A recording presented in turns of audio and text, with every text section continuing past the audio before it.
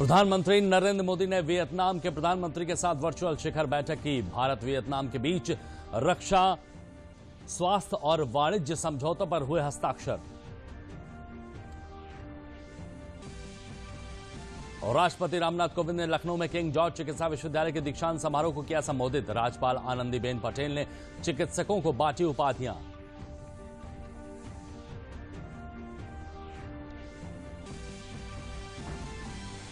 मुख्यमंत्री योगी आदित्यनाथ ने मऊ में 27 विकास परियोजनाओं का लोकार्पण और शिलान्यास किया। विपक्षी दलों पर कृषि सुधार बिलों को लेकर किसानों को गुमराह करने का लगाया आरोप।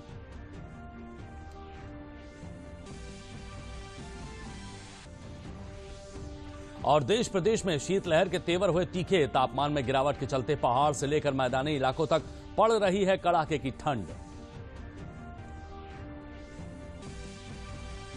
नमस्कार, मैं हूं विजय श्रीवास्तव। अब समाचार विस्तार से। प्रधानमंत्री नरेंद्र मोदी वियतनाम के प्रधानमंत्री के साथ आज उन्होंने वर्चुअल शिखर बैठक की। बैठक के दौरान दोनों नेताओं ने क्षेत्रीय और वैश्विक मुद्दों पर विस्तार से विचार विमर्श किया। इस मौके पर प्रधानमंत्री नरेंद्र मोदी ने कहा कि भारत की एक्ट ईस्ट पॉलिसी ने वियतनाम की अहम भूमिका निभाई है।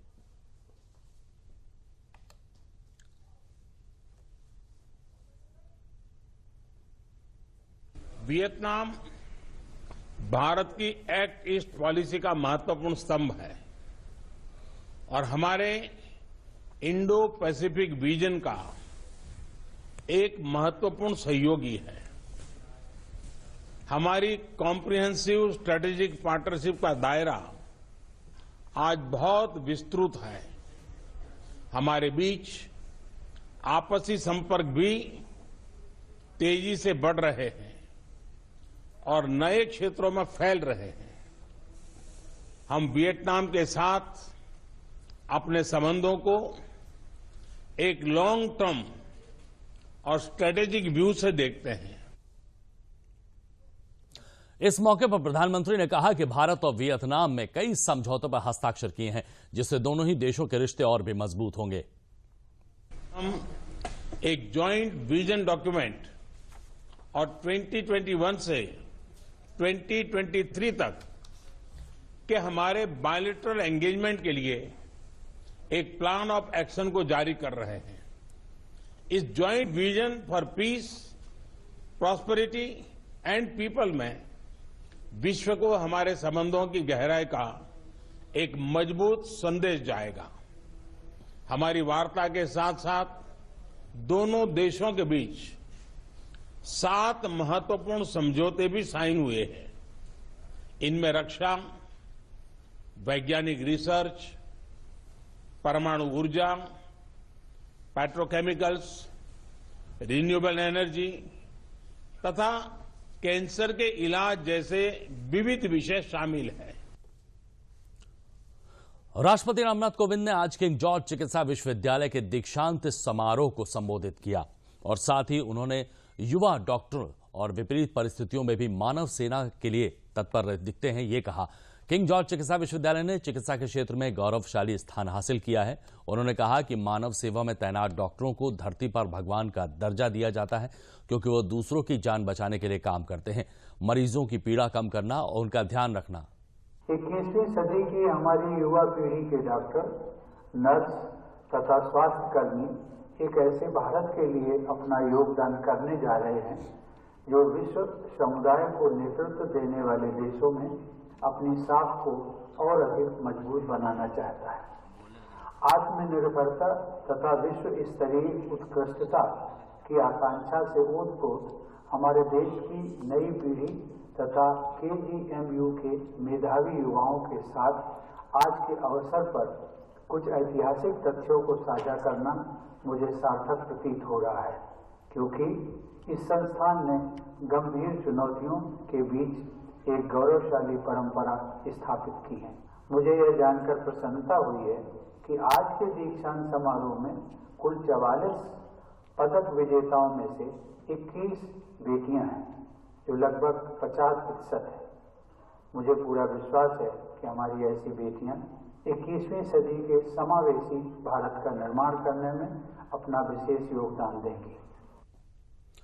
प्रदेश की राज्यपाल आनंदीबेन पटेल ने दीक्षांत समारोह को संबोधित करते हुए कहा कि चिकित्सक समाज के प्रति अपनी जिम्मेदारी को समझें और समाज में जो कुरीतियां हैं उनको दूर करने के लिए भी काम करें।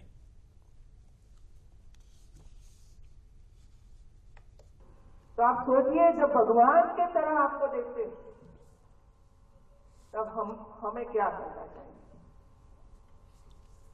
कैसे काम करना चाहिए, कैसे बिहेव करना चाहिए, कैसे व्यवहार करना चाहिए, कैसी डिसिप्लिन रखना चाहिए, समय पे कॉलेज में आना, समय पे लेक्चर लेना, समय पर सिखाना, समय पर ओपीडी में जाकर काम करना। क्योंकि मरीज तो दूर दूर से आते हैं, सिर्फ यूपी वाले मरीज नहीं आते, और जगहों से भी मरीज इधर आते हैं। और कितना समय लेकर आते होंगे, कोई बस में आया होगा, कोई ट्रेन में आया होगा, कोई पैदल आया होगा, पैसे भी नहीं होते, और एक विश्वास लेकर आया होगा कि मैं हॉस्पिटल में जाऊंगा, डॉक्टर मिलेंगे तो मेरी समस्या खत्म हो जाएगी। इस अवसर पर डॉक्टर नितिन भारतीय, डॉक्टर आकांक्षा, डॉक्टर अंजल सिंघल, डॉक्टर अंजलि मल्ल, डॉक्टर मयंक मिश्रा और डॉक्टर अंकित मिश्रा सहित कई प्रतिभाशाली चिकित्सकों को सम्मानित भी किया गया। मुख्यमंत्री योगी आदित्यनाथ ने मऊ में विकास की 136 करोड़ 35 लाख की 27 परियोजनाओं का लोकार्पण और शिलान्यास किया। सरकार द्वारा चलाई जा रही योजनाओं के लाभार्थियों को प्रमाण पत्र वितरित किए गए। कलेक्ट्रेट परिसर में आयोजित एक सभा को संबोधित करते हुए मुख्यमंत्री ने कहा कि प्रदेश का विकास करना सरकार की प्राथमिकता है तथा विकास की सभी योजनाओं का लाभ बिना भेदभाव के हर गरीब तक पहुंचाने के लिए सरकार कृत संकल्प है। उन्होंने कृषि बिल के संबंध में विपक्षी दलों पर किसानों को गुमराह करने का आरोप लगाते हुए कहा कि कृषि बिल से किसानों का व्यापक लाभ होगा। के रूप में मोदी जी ने शपथ ग्रहण किया था, तब उन्होंने देश की जनता को एक ही बात कही थी कि हम विकास की योजनाओं का लाभ बिना भेदभाव के हर गरीब तक पहुंचाने का कार्य करेंगे। गरीब के साथ कोई भेदभाव नहीं होने देंगे, न जाति के नाम पर, न मत और मजहब के नाम पर, न क्षेत्र और भाषा के आधार पर। इस देश के अंदर एक नियति बन गई थी चेहरा देख करके योजनाओं का लाभ देने का। योजनाओं का लाभ चेहरा देख करके देने की जो दुष्प्रवृत्ति थी, इसी ने इस देश के अंदर गरीबी, इस देश के अंदर बेरोजगारी, इस देश के अंदर अव्यवस्था, इस देश के अंदर अराजकता को जन्म दिया। और आजादी के बाद पहली बार देश के अंदर योजनाओं का लाभ बिना किसी भेदभाव के देने की बात जो प्रारंभ हुई, आज उसका परिणाम है प्रधानमंत्री आवास बिना भेदभाव के हर गरीब को दिया जाता है। 5 लाख रुपए की आयुष्मान भारत की सुविधा हर गरीब को बिना भेदभाव के मिलता है। हर व्यक्ति को बिना भेदभाव के शासन की योजनाएं देने का कार्य, न उसकी जाति देखनी है, न उसका मत देखना है, न उसका मजहब देखना है, न उसका क्षेत्र देखना है, न उसकी भाषा देखनी है, क्योंकि हमारे लिए तो देश के अंदर 135 करोड़ की जनता ही हमारा परिवार है और उसके चेहरे पर खुशहाली लाना यही प्रधानमंत्री मोदी जी का संकल्प है। और उसी संकल्प के लिए वे दिन रात परिश्रम करते हैं, देश की जनता के साथ उनके सुख दुख में खड़े होते हुए दिखाई देते हैं। प्रदेश के चिकित्सा और स्वास्थ्य मंत्री जय प्रताप सिंह ने आज सुल्तानपुर समेत प्रदेश के 8 जनपदों में एक साथ फाइलेरिया उन्मूलन कार्यक्रम की शुरुआत की। फाइलेरिया के खास लक्षणों में शामिल हैं हाथ पैरों में सूजन, महिलाओं के ब्रेस्ट में सूजन, पुरुषों में हाइड्रोसील। उन्होंने कहा कि फाइलेरिया की दवा स्वास्थ्यकर्मी घर घर जाकर प्रत्येक व्यक्ति को खिलाएंगे। उन्होंने बताया कि फाइलेरिया उन्मूलन का व्यापक दवा वितरण अभियान 21 दिसंबर से 8 जनवरी 2020 तक फर्रुखाबाद, कन्नौज, इटावा, औरैया, कौशाम्बी, गाजीपुर, रायबरेली व सुल्तानपुर में चलेगा। श्री सिंह ने कहा कि फाइलेरिया की दवा गर्भवती महिलाओं और गंभीर रोगों से ग्रस्त लोगों को छोड़कर 2 वर्ष के बच्चों से ऊपर सभी लोगों को खिलाने के निर्देश दिए गए हैं।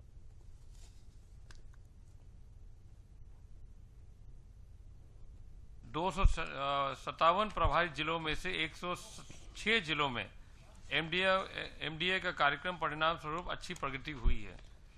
2019 में 151 जिलों में एमडीए का कार्यक्रम किया गया था और लगभग भारत में 50 करोड़ लोगों को फाइलेरिया से सुरक्षित रहने के लिए फाइलेरिया रोधी दवाओं की आवश्यकता है।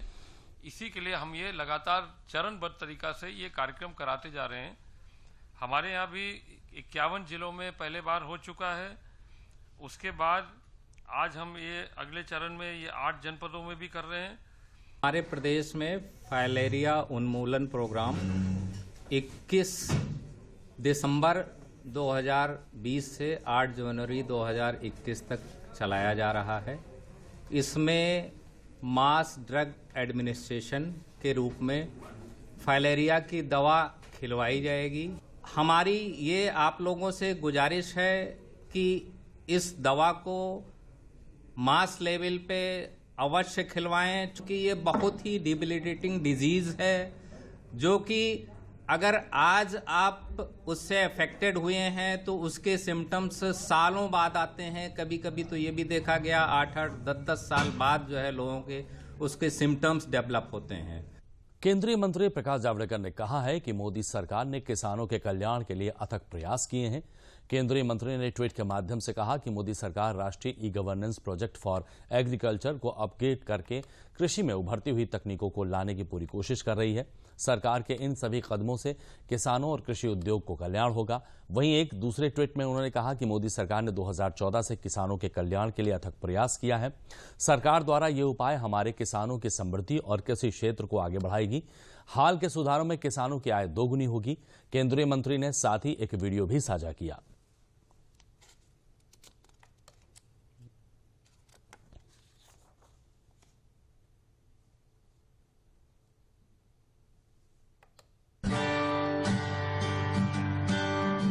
सरकार ने किसानों के हित में लिए गए फैसलों पर अन्नदाता के हितों को समर्पित मोदी सरकार नामक एक लघु पुस्तिका जारी की है। इस लघु पुस्तिका को अभी हिंदी, अंग्रेजी और पंजाबी में प्रकाशित किया गया है। देश के सभी हिस्सों में इस पुस्तिका का वितरण किसानों के बीच किया जाएगा। सूचना एवं प्रसारण मंत्री प्रकाश जावड़ेकर ने कहा कि किसान के प्रश्नों पर सरकार ने अपने नजरिए को रखा है। साथ ही उन्होंने कहा कि इस बुकलेट को लेकर लोगों में अच्छा उत्साह है। अन्नदाता नाम से जो बुकलेट सरकार की तरफ से हुई है, उसमें गुजरात के मुख्यमंत्री रहते प्रधानमंत्री जी ने किसान की दृष्टि कैसे रखी किसान के प्रश्नों पर, और पानी, बीमा और सब में जिस तरह से काम किया, और अभी प्रधानमंत्री बनने के बाद सॉइल हेल्थ कार्ड से लेकर नीम कोटिंग यूरिया से लेकर फसल बीमा योजना से लेकर किसान सम्मान निधि से लेकर एमएसपी में जो कॉस्ट प्लस 50% का ऐतिहासिक फैसला किया, ये सब निर्णय उसमें है। और मुझे विश्वास है ये अभी लोग बहुत मांग रहे हैं और हम भी सब ज्यादा से ज्यादा लोगों तक पहुंचेंगे।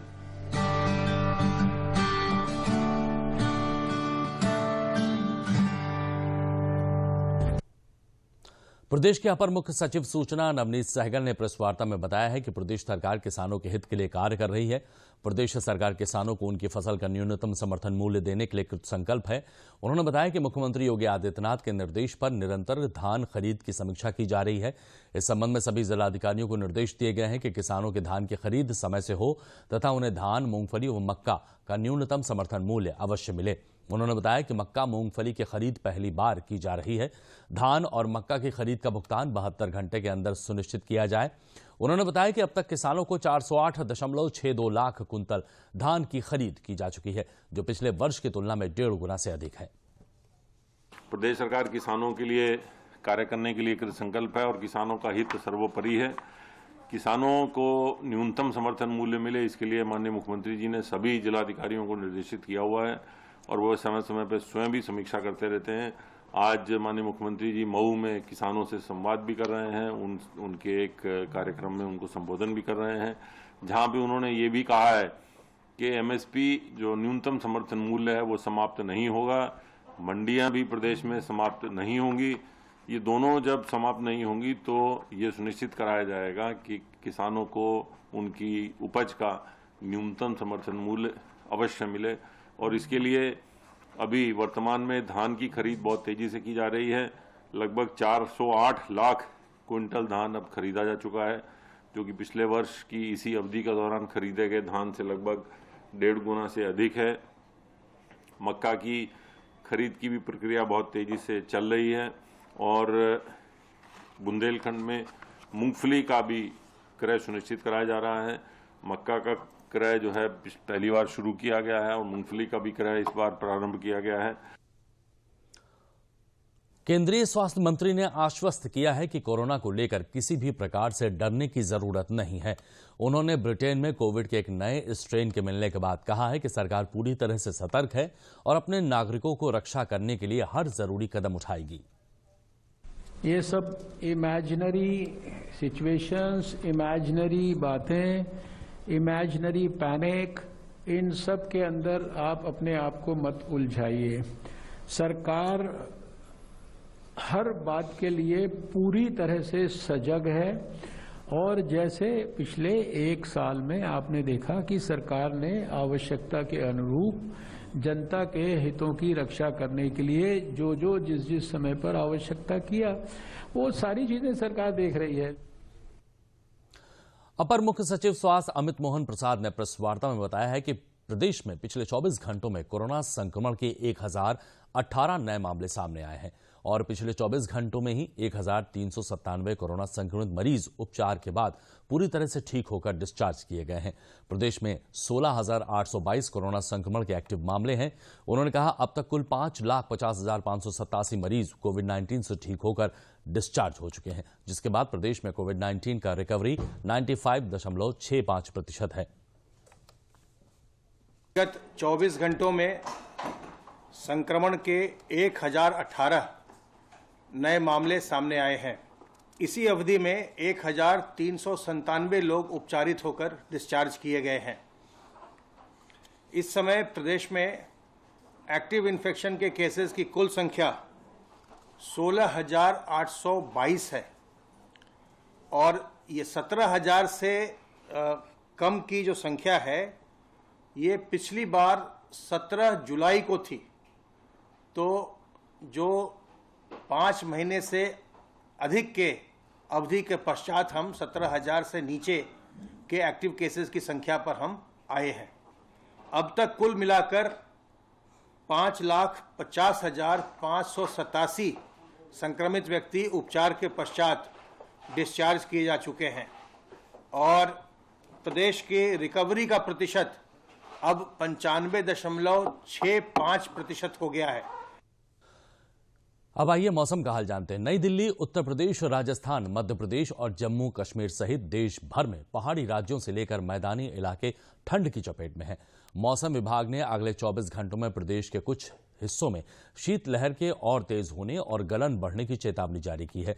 बीते 24 घंटों में लखनऊ, बरेली, वाराणसी, अयोध्या, प्रयागराज और मेरठ सहित प्रदेश के मंडलों में रात का तापमान सामान्य से कम रहा। कृषि विभाग ने किसानों को सलाह दी है कि पाला पड़ना शुरू हो गया है और किसान आलू तथा सरसों की फसल का खास ख्याल रखें। मौसम विभाग के अनुसार कई स्थानों पर दिन में धूप नहीं निकलेगी और सुबह और रात में घना कोहरा छाया रह सकता है।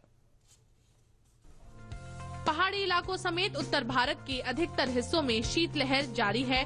दिल्ली, वाराणसी, माउंट आबू और श्रीनगर में जबरदस्त ठंड पड़ रही है। वहीं कोहरे की वजह से रेलगाड़ियों के परिचालन पर भी प्रभाव पड़ा है। दृश्यता कई जगह सुबह के समय में 50 मीटर से 200 मीटर तक ही रह गई, जिसकी वजह से कई ट्रेनें रद्द की गयीं। हमारी ट्रेन 1 घंटा 40 मिनट लेट आने की वजह से मैं कनेक्टिंग जो मेरी ट्रेन थी जबलपुर के लिए, मैं उसको पकड़ नहीं पाया। इतनी ज्यादा ठंड है कि आदमी सिर्फ कांप रहा है। ये चाय ऐसी वेरी गुड है जो सहारा बनी हुई है। ये बहुत अधिक इसमें जम्मू कश्मीर जैसे ठंड पड़ती है उसी तरह से हमारे कश्मीर पड़ रही है। राजधानी दिल्ली में पारा लगातार गिरता जा रहा है। बर्फीली हवाओं की वजह से न्यूनतम पारा लुढ़ककर 3 डिग्री के आसपास पहुंच गया है। हालांकि मौसम विभाग के मुताबिक न्यूनतम और अधिकतम तापमान में पिछले 24 घंटों के दौरान 1 से 2 डिग्री की बढ़ोतरी हुई है। दिल्ली में तो खैर अब इस बार लग रहा काफी है और दिसंबर के महीने में पहले कम होती थी, अब थोड़ी ज्यादा होने लग गई है। प्रिकॉशनरी है कि पहले के मुकाबले पहले 1 जैकेट 2 जैकेट होती थी, अब 3-3 जैकेट पहन के आए। घर से निकल नहीं पा रहे थे, निकल तो पा रहे थे पर बहुत ज्यादा ठंड थी। 2-3 कपड़े लेयर पहन के फिर निकल रहे थे। मध्य प्रदेश में भी हाड़ कपा देने वाली ठंड पड़ रही है। प्रदेश के कुछ हिस्सों में रात का पारा 3 डिग्री सेल्सियस तक उतर आया है।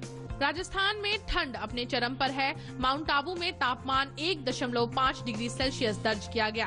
फुटबॉल मैदान में घास के ऊपर हल्की हल्की बर्फ की परत जम गई है।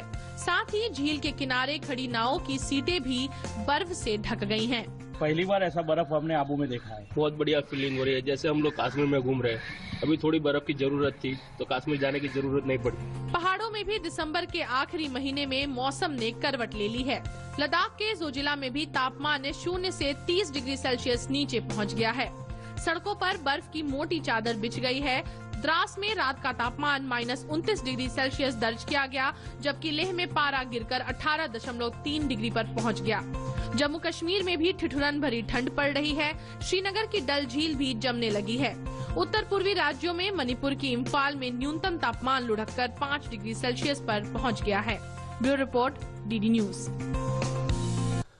कांग्रेस के वरिष्ठ नेता मोतीलाल वोरा का निधन हो गया है। वो 93 वर्ष के थे। खराब सेहत की वजह से मोतीलाल वोरा को कल रात एस्कॉट हॉस्पिटल में भर्ती करवाया गया था। कल ही उनका जन्मदिन था। लंबे समय तक कांग्रेस कोषाध्यक्ष रहे मोतीलाल वोरा उत्तर प्रदेश के राज्यपाल और मध्य प्रदेश के मुख्यमंत्री रह चुके हैं।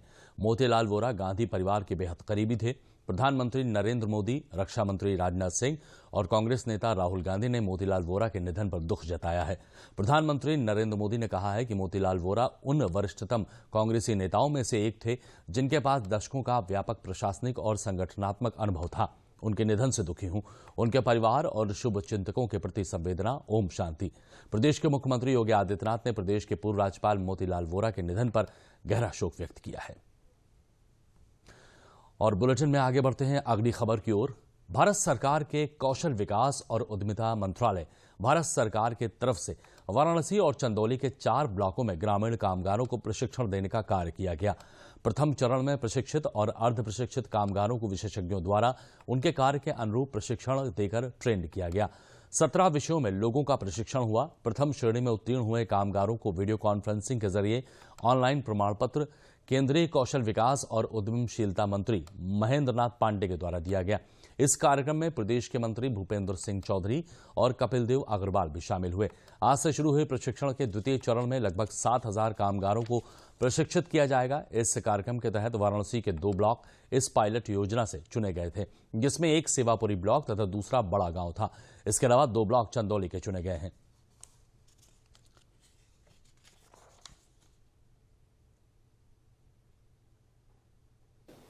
ये भारत सरकार के कौशल विकास मंत्रालय की तरफ से 2 जिलों में एक पायलट प्रोजेक्ट शुरू किया गया था। इसमें रिकॉग्निशन ऑफ प्रायर लर्निंग कार्यक्रम चलाया गया था कि जो लोग पहले से ही स्किल्ड हैं या सेमी स्किल्ड हैं उनको थोड़ा रिफ्रेशर कोर्स दिया जाए और रिफ्रेशर कोर्स के बाद उनको एक सर्टिफिकेट दिया जाए जिसका प्रयोग वे अपनी लाइवलीहुड के लिए कर सकें।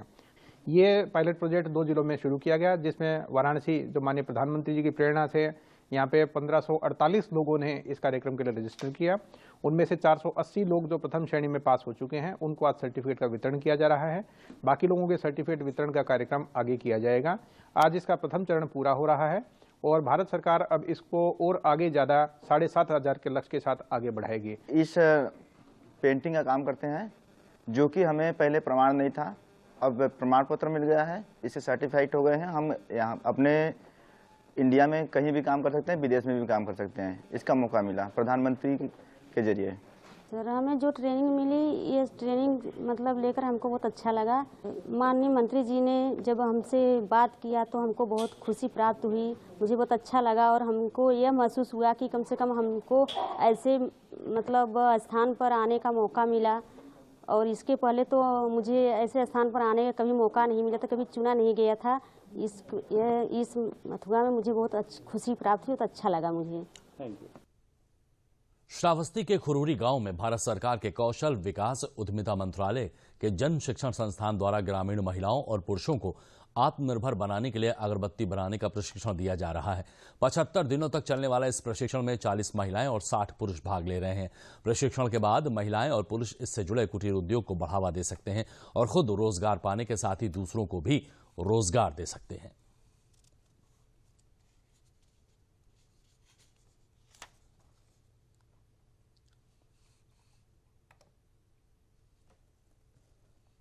यह है कि ये जन शिक्षण संस्थान द्वारा कौशल विकास एवं उद्यमिता मंत्रालय भारत सरकार द्वारा है ये योजना। इसके तहत महिलाओं को एवं पुरुष को दोनों को, जो लोग कक्षा 8 या हाई स्कूल पढ़ कर के पढ़ाई छोड़ चुके हैं, उनको ट्रेनिंग दिया जाता है कि ना बाहर जा कर के, घर पर रह करके कम से कम छोटा मोटा उद्योग कर करके घर का अपना खर्चा चला सकती है। इसके लिए ट्रेनिंग दी जाती है। अच्छा, देखिए, महिलाओं को जो है आत्मनिर्भर बनाने के लिए यहाँ पर जो है ये प्रोग्राम रखा गया है जन शिक्षण संस्थान की तरफ से कि महिलाएं आत्मनिर्भर हों और इनको अगरबत्ती का अच्छे से नॉलेज दिया जाए, जिसमें कि ये गृह उद्योग यानी लघु उद्योग कर सकें और अपने ऊपर सेल्फ डिपेंड हो सकें। यानी कि अगर 10 रुपए की ज़रूरत है जो मर्दों के आगे, अपने पुरुषों के आगे हाथ फैलाती, ये उनको दिक्कतें न आए, ये अपने ऊपर आत्मनिर्भर बन सकें। अगरबत्ती बना करके ये अपने बच्चों की अच्छी शिक्षा दे सकती हैं। और बुलेटिन के अंत में प्रमुख समाचार एक बार फिर। प्रधानमंत्री नरेंद्र मोदी ने वियतनाम के प्रधानमंत्री के साथ वर्चुअल शिखर बैठक की। भारत वियतनाम के बीच रक्षा, वाणिज्य और स्वास्थ्य सहित 7 समझौतों पर हुए हस्ताक्षर।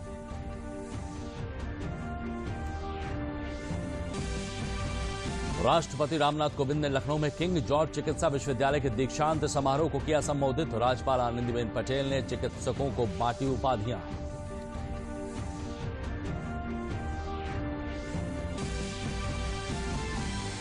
मुख्यमंत्री योगी आदित्यनाथ ने मऊ में 27 विकास परियोजनाओं का लोकार्पण और शिलान्यास किया। विपक्षी दलों पर कृषि सुधार बिलों को लेकर किसानों को गुमराह करने का लगाया आरोप।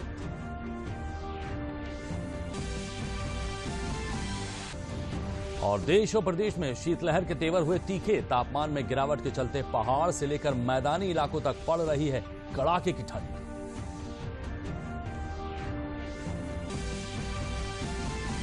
तो बुलेटिन में फिलहाल इतना ही। दीजिए इजाजत। नमस्कार।